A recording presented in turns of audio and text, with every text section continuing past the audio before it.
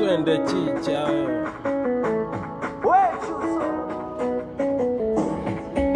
mara ya kwanza lokutana naye huyu mtoto 2000 nikamwambia nimeona maua mengi ila yanang'ara zaidi.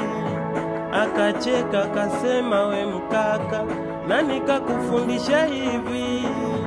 Nikamuuliza samahani nimefika kwenye ile nchi ya ahadi.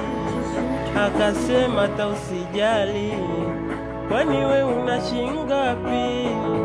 Kabla sijajibu na ghafla akasema amemisi chipsi hai mishkaki miwili ya kuku na Pepsi ya baridi.